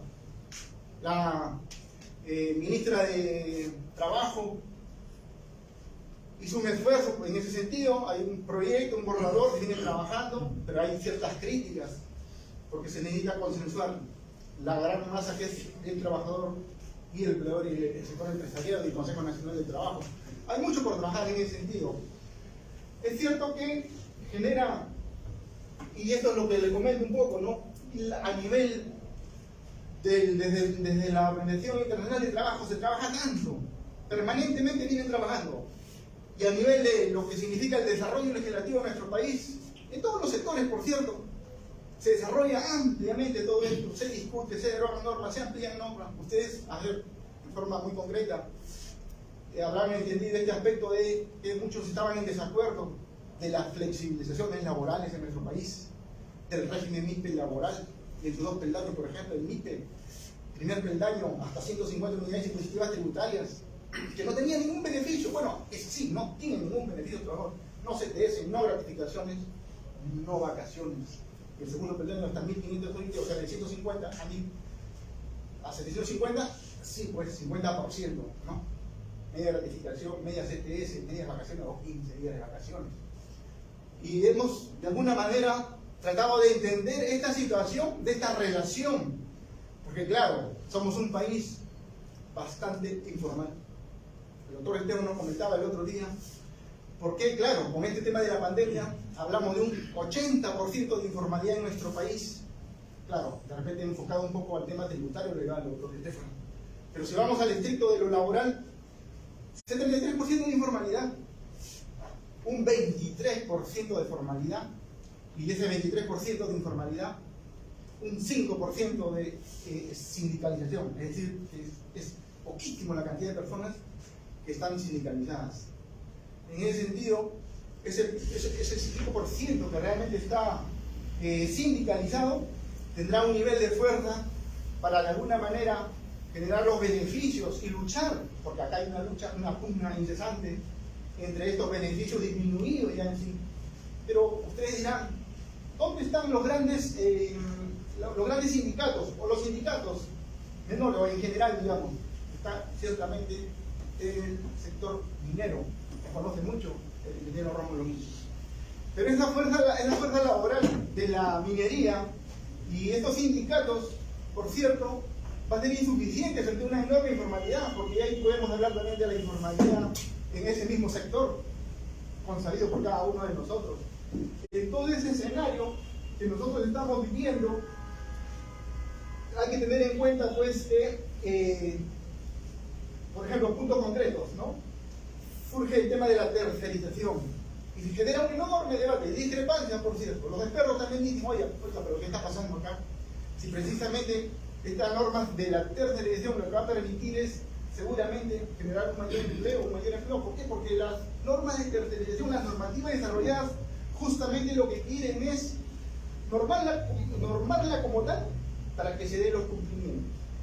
Y aquí hablamos seguramente de todo lo que hablamos, las actividades nucleares que no pueden ser tercerizadas, o estos aspectos de generar cierto disfraz, coloquialmente hablando, para después decir, no, pero esa es la actividad principal de la empresa. Ahí el otro día comentábamos también el Instituto de Gobernabilidad con el doctor Esteban. Si tú tienes el Instituto de Gobernabilidad, no solamente tienes una actividad. Cuando tú fundas tu empresa o tu estatuto, tienes una lista amplia de actividades. Entonces, cuando surge esta situación, de esta litigio, este enfrentamiento, este problema entre empleador y trabajador, y el tema que atañe a la tercerización, seguramente se dirá, oiga, ¿cómo pruebas tú que esta actividad que ha sido tercerizada es la actividad nuclear o es la actividad principal? Entonces, estos conflictos seguramente nos va a permitir que ya en el desarrollo de propiamente de lo que son los juicios laborales, se tiene que pronunciar un juez, se tiene que pronunciar una sala, o de repente a nivel constitucional también tiene que darse los pronunciamientos, o las casaciones, las observancias obligatorias, las vinculantes o las no vinculantes. Finalmente, estos instrumentos que son realmente imprescindibles para que en una situación similar uno tenga que apelar o uno tenga que invocar estas normativas y toda esta fuente de derecho laboral para que finalmente se haga justicia en un juicio que tengamos que enfrentar al más poderoso que es el empleador o el empresario. Y alguien dirá por ahí, pero ¿por qué estamos en esta situación de enfrentamiento permanente, empleador y trabajador, o empresa y trabajadores, si lo que queremos es lograr esa armonía entre ambas partes? Y las normas precisamente están dadas para proteger a la masa laboral. En ese sentido, ustedes han escuchado también que en esta reciente situación de crisis que vivió el Perú, todos lo hemos vivido, hemos observado, nos hemos informado, seguramente en ciertos sectores no hemos advertido ese riesgo, pero por cierto, nos decían, señores, nosotros vamos a cercar la ciudad. Cercamos la ciudad y por lo tanto quedan aisladas, no tendrán comida, no tendrán alimentos, no tendrán forma como sobrevivir, y vamos a sentir ese peso de esa situación de desfavorecimiento, donde no llega el Estado, donde los empresarios solamente generan sus ingresos, pero no se distribuye adecuadamente o equitativamente en términos que tanto se habla. En ese escenario, por cierto, que lo que tenemos que tratar de priorizar es estrategias alternativas, viables y verdaderas para lograr superar esta situación de alto riesgo que podría generar a cabo nosotros, seguramente como miembros de familia o como parte de tener, digamos, ser el jefe de una familia que responde por los hijos menores, o ciertamente la educación, el vestido, etcétera, todo lo que podamos conversar sobre estos aspectos. En el otro punto, señores, es que, queramos o no, a veces se atropellan ciertas autonomías. Se ha hablado acá también de que el Ministerio de Trabajo cumple cierto rol, SUNAFIL cumple otro rol, y así vamos hablando de todos los roles que pueden cumplir las instituciones. Pero cuando se atropellan ciertos aspectos de las autonomías, por ejemplo, el Poder Legislativo tiene su rol, legisla, controla, y el Poder Ejecutivo, que efectivamente tiene que ejecutar, accionar, generar toda esta gobernanza para la plena armonía de la ciudadanía y el gran soberano que es el pueblo. Lamentablemente vemos que vía normas que son de menor rango pretenden avasallar y pretenden hacer cambios a las leyes, y eso lo vemos en el aspecto laboral. Es algo que seguramente se tiene que tomar en cuenta, porque si hablamos de esta armonía, que lo que queremos es evitar los conflictos, ahí hay un punto que genera ese gran conflicto en el ámbito laboral. También nosotros consideramos de que, de todas maneras, el Consejo Nacional de Trabajo no está cumpliendo su trabajo. Habrá justificaciones, seguramente se dirá, bueno, aquí todo depende del gobierno de turno o del ministro de turno. Eso queda para el debate, porque lamentablemente ya hemos advertido que últimamente con este decreto supremo, el 014-2022-TR, que ahí indicado en la diapositiva, hay ciertos atropellos a la jerarquía de normas que tanto hablamos los abogados y que se debe respetar.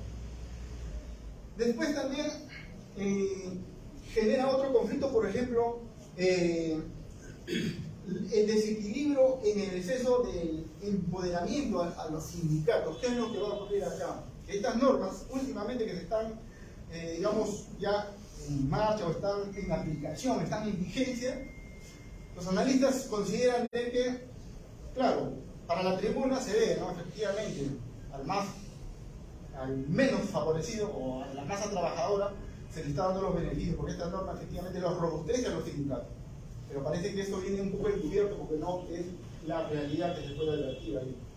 Entonces, en todo ese escenario, nosotros consideramos que este primer código de trabajo, que en realidad, queramos o no, se necesita mucha armonización de las partes. Hay un código de trabajo borrador, seguramente algunos ya han podido revisarlo. Pero necesita trabajar muchísimo, porque no se trata pues de hacer la compulsa de ahorita la norma, ¿no? La ley de CTS, gratificaciones, vacaciones, todo el tema sociolaboral, ya muy bien. Todo es un código, ¿no? Como el código civil o el código penal. Pero si no se discute, no se armoniza bien, y es parte pues la dura tarea que tienen los legisladores, tiene el Consejo Nacional de Trabajo, las instituciones, los sindicatos. Si no armonizamos todo ello, finalmente seguiremos enfrentados y seguiremos generando esa crisis de gobernabilidad que tanto se ha manifestado. Muchísimas gracias.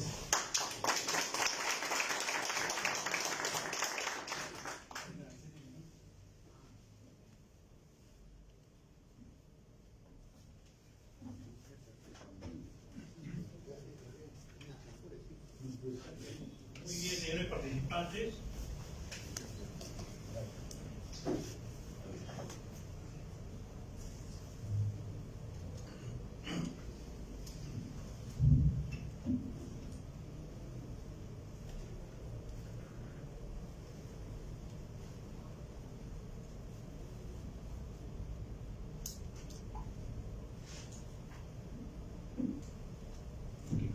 Sería 2022.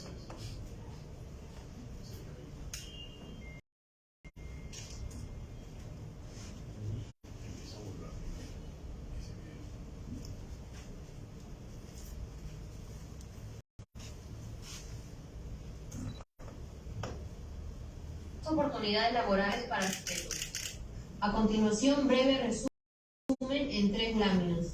En la cronología de los comités distritales de arquitectos, empieza en el año 2007, cuando el arquitecto Alegre me contrata para diseñar el reglamento de los comités distritales de arquitectos, que fue aprobado en el 2007.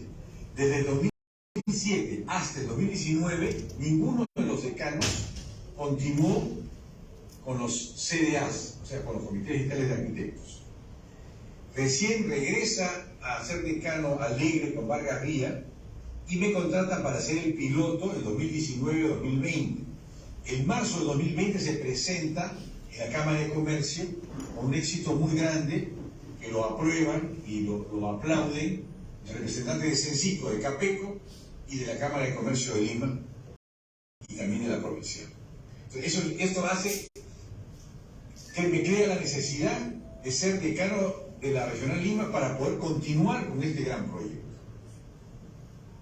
El Colegio de Arquitectos, a través de los comités distritales de arquitectos, es decir, CDA, coordina con la sociedad civil organizada y paralelamente con el alcalde y los gerentes municipales para resolver el problema de la burocracia municipal que está politizada, ineficaz, ineficiente y obstruccionista.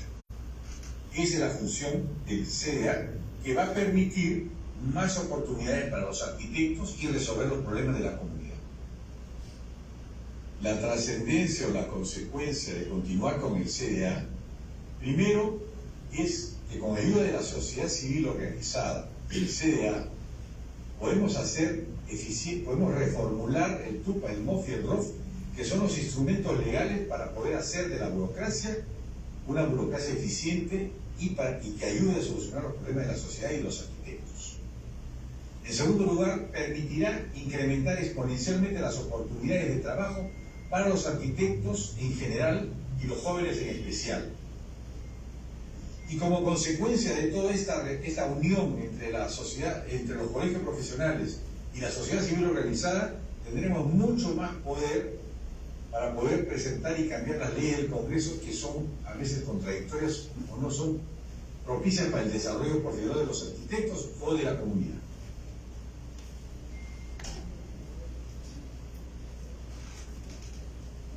Bien, primero para agradecer a la invitación que me ha hecho Estefano Malpán, felicitar a los anteriores expositores, especialmente al vicepresidente de la Cámara de Comercio de Miraflores.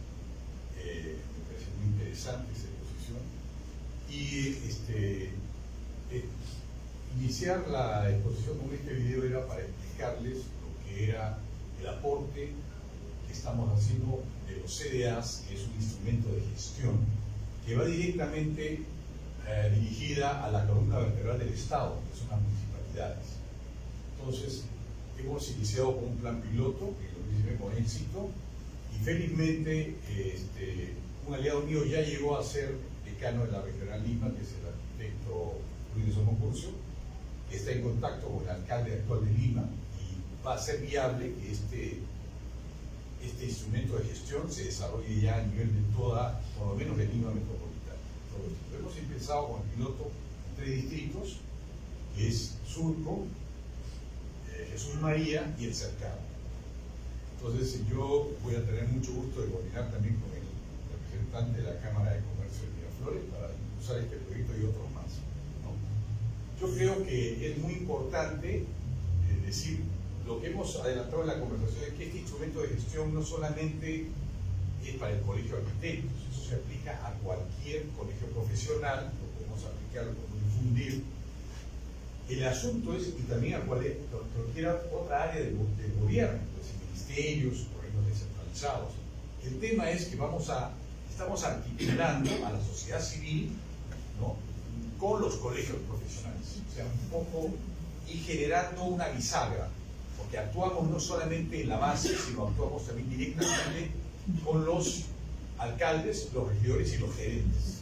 Entonces, este es un tema que es muy importante entender, y también decirles que esto no son ideas, no son planteamientos, sino son realidades. Esto ya tiene un un reglamento aprobado y un plan piloto de 3 meses con éxito. ¿Podemos pasar a la siguiente lámina, por favor?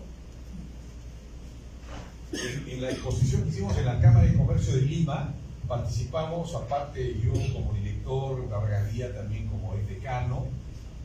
Sí, la siguiente 3, sí. Esa, primero esa y después otra. Ya. Acá, por ejemplo, como expositores estábamos, allá, perfecto, con Enrique Alegre, el arquitecto Vargas Vía, que era Paz Decano, y yo, Alberto Venero Monzón, ¿no? La siguiente lámina con la fichita, ¿no?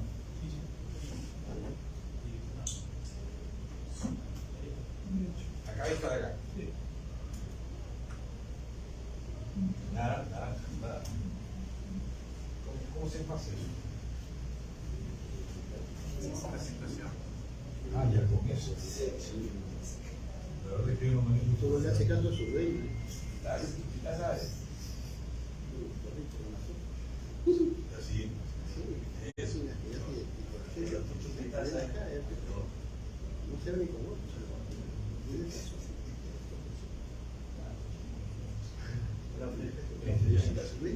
Correcto.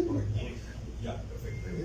Entonces, aquí los panelistas, representando, por ejemplo, acá a la Municipalidad de Lima, el gerente era José Cabrera, estábamos también con Eleazar Espinosa Flores, que era de la Cámara de Comercio, el representante de Capeco, y a todos ellos.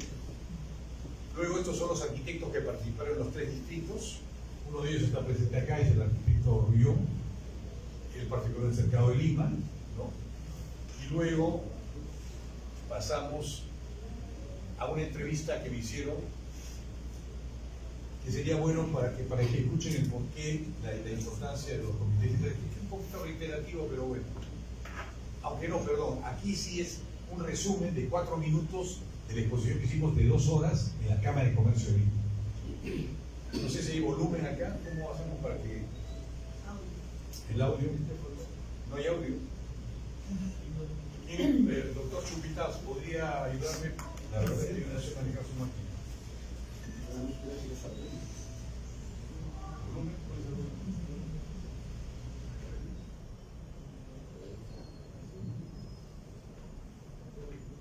Sí, no funciona.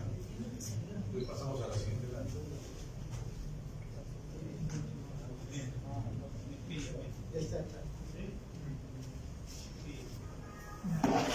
Pero hay que retroceder un poquito y se ha adelantado mucho.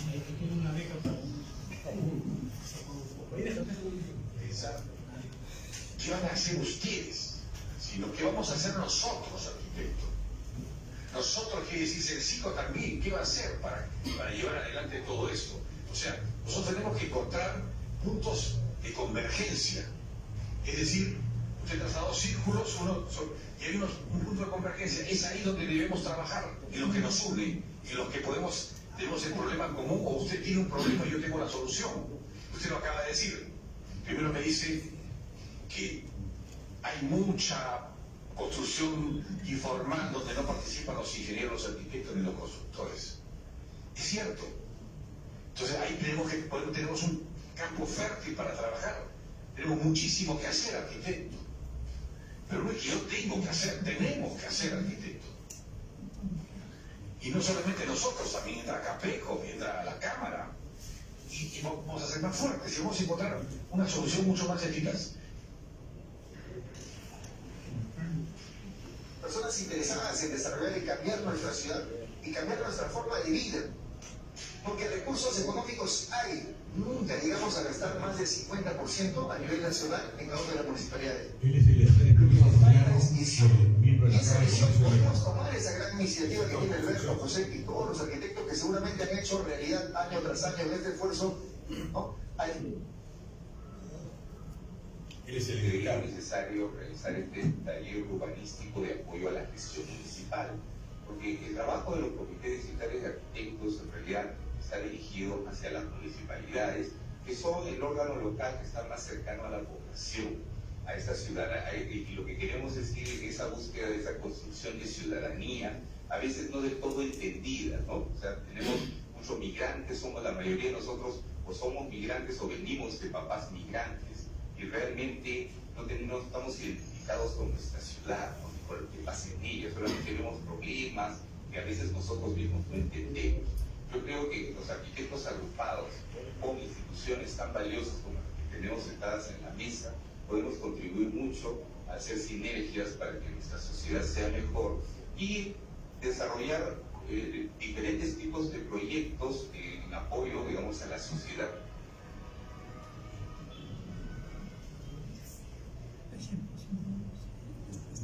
Manuel, ayúdame por favor. Uno de los problemas fundamentales de la zona es el índice entre el barrio y la línea amarilla es prácticamente una barrera que impide la conexión del sector con la zona de Fray de Lima, ¿no? Entonces es una zona en la que prácticamente, si tú no vives ahí, no vas, ¿no? Porque no es una zona a través de la cual tienes que pasar necesariamente, ¿no? Es prácticamente como un gueto, una isla, en el centro de la ciudad. ¿Quieres ser parte de este proyecto? Como candidato en la Asamblea Regional, 50 titulares y 5 suplentes. Como candidato en la Asamblea Nacional, que será un aproximado de 15. Bueno, yo creo que hay mucho en común entre la exposición que yo acabo de hacer Al correo veneroalberto209 y la exposición que han hecho antes, especialmente en alusión a la coordinación que debemos hacer entre diversos gremios profesionales, ¿no?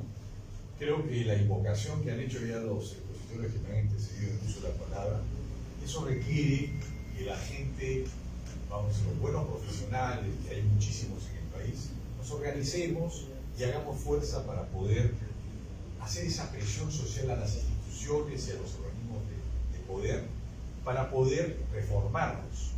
Esto es una reforma de abajo hacia arriba, pero de la sociedad civil organizada, al margen del poder legislativo, del poder ejecutivo y del judicial. La meta final es que todos los organismos de control estén en manos de la sociedad civil organizada. Esa es la meta. Entonces, yo les dejo ahí la inquietud y estoy presto a las preguntas que me quieran realizar al final de la exposición. No tengo más que decirles. Nosotros no estamos hablando de ideas, estamos hablando de un piloto ya realizado en 3 distritos, con 30 arquitectos que han participado, 15 que han expuesto, y ya estamos también encaminados con la nueva directiva del Colegio de Arquitectos y con el alcalde. O sea, nos vamos para adelante. Muchas gracias por su atención.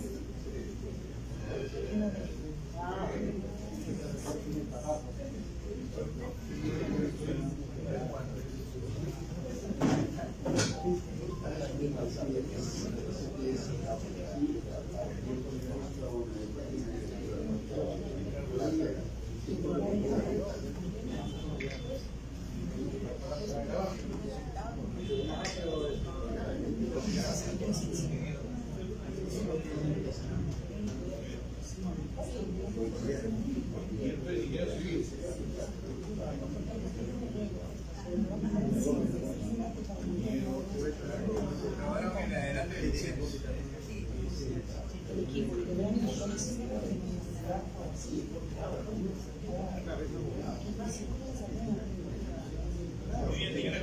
participantes seguidamente.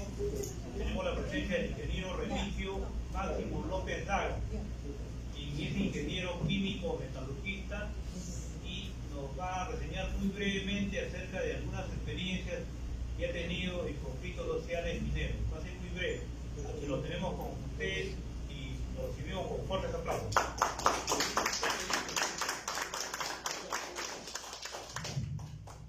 Muchísimas gracias.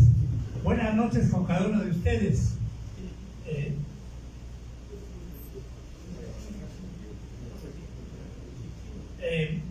Agradezco primeramente a mi amigo Estefano y al Colegio de Abogados Lima, el Colegio Departamental de Lima. Asimismo a todos los presentes y también los que nos están viendo por las redes sociales. En esta vez voy a tratar sobre estadísticas en el sector minero, como es mi especialidad.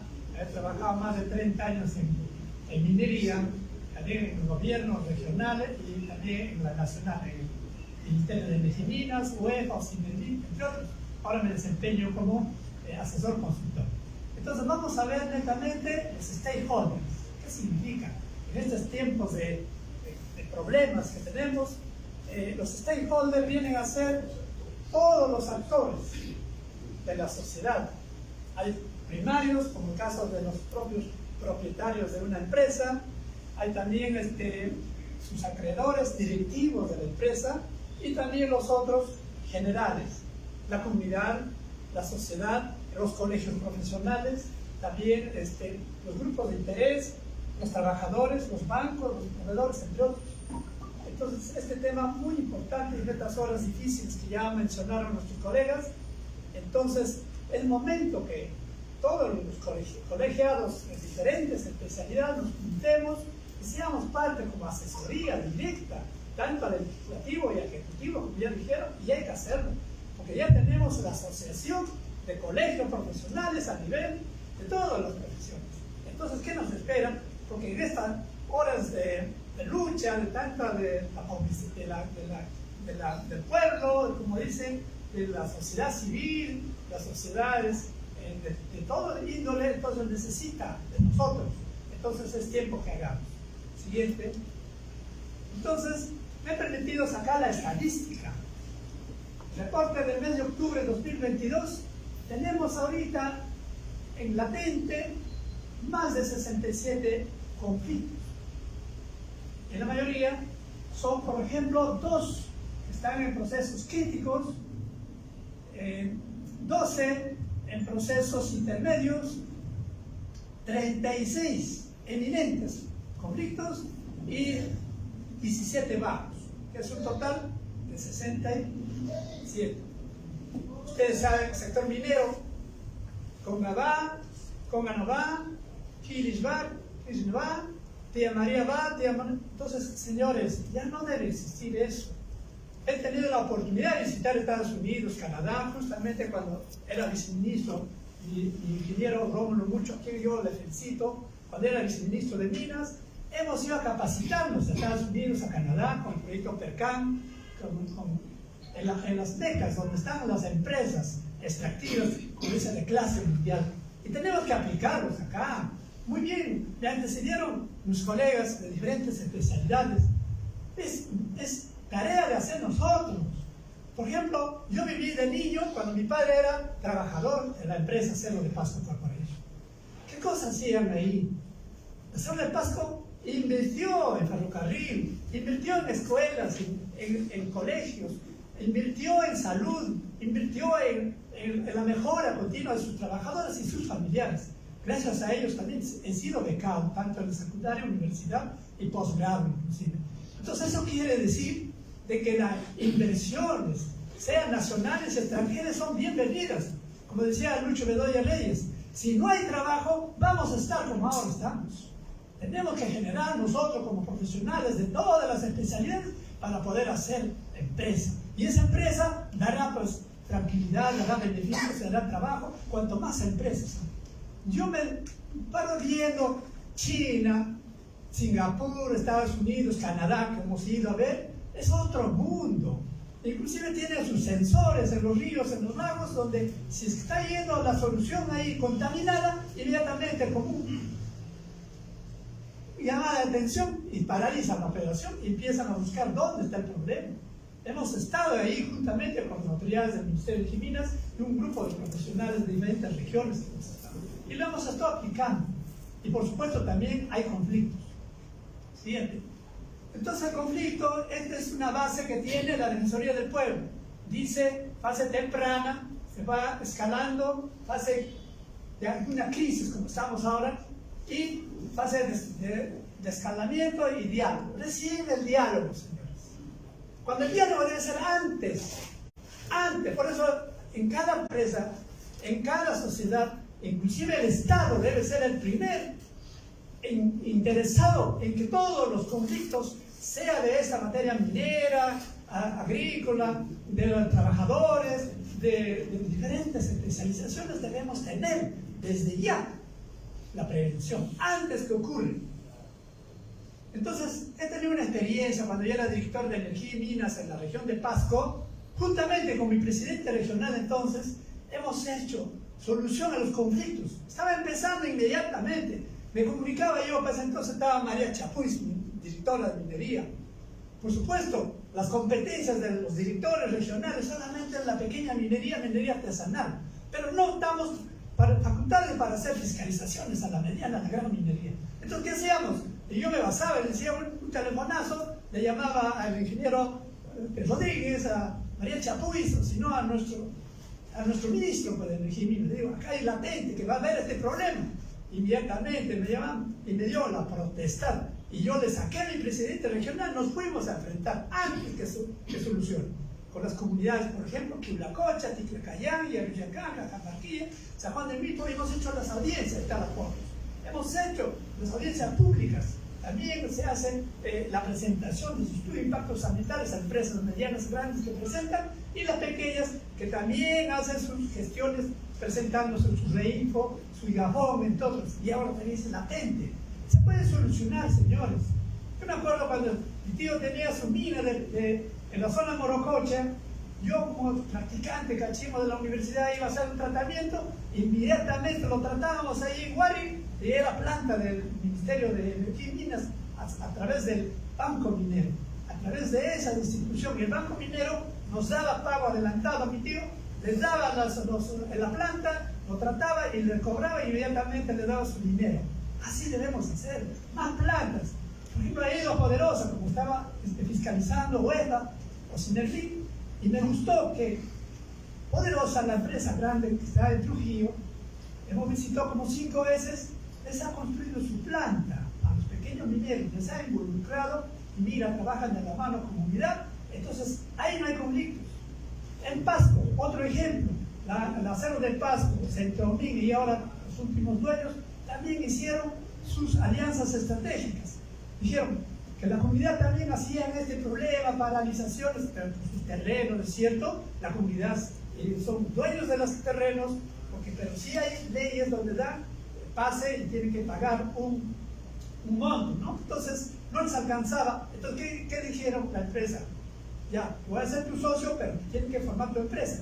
Y ahí nacen los Ecocen. Ecocen Rancas es una empresa autogestionaria que ya está creciendo, ya tiene sus equipos mineros, ya tiene sus minas, ahora están queriendo entrar en la agricultura ganadería porque también les estoy asesorando.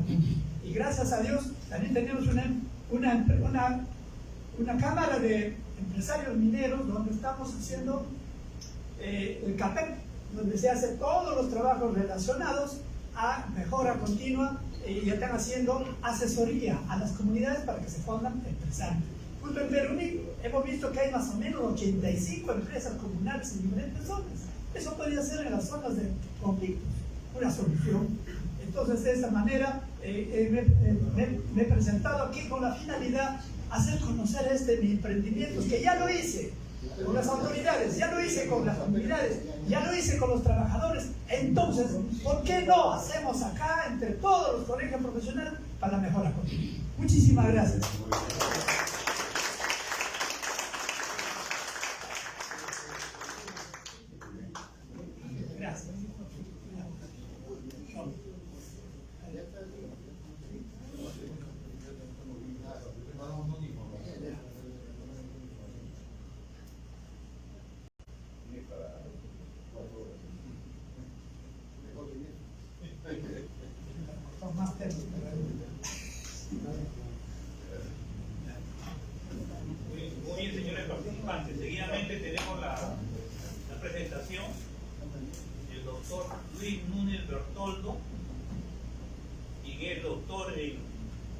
Derecho y Ciencias Políticas y Relaciones Internacionales, catedrático de diversas universidades importantes del país, yo catedrático del Magíster en Gobernabilidad y Procesos Electorales del Jurado Nacional de Elecciones, ha colaborado también con el programa de Gobernabilidad y Gerencia Política de la George Washington de Estados Unidos con la Corporación Andina de Fomento y coordinada con la Universidad Católica del Perú, ampliamente conocido en los medios, generalmente siempre sale a dar aportes para el desarrollo del país.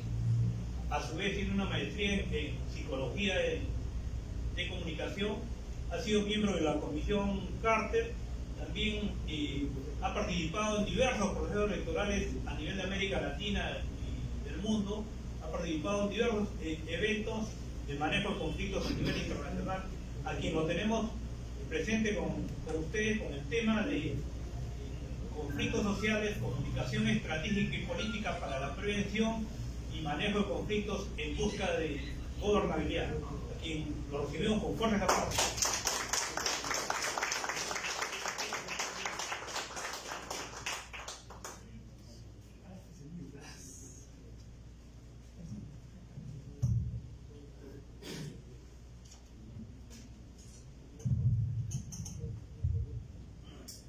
Buenas noches. Yo tengo una ventaja sobre mis colegas ponentes. Y Estefano es mi ahijado.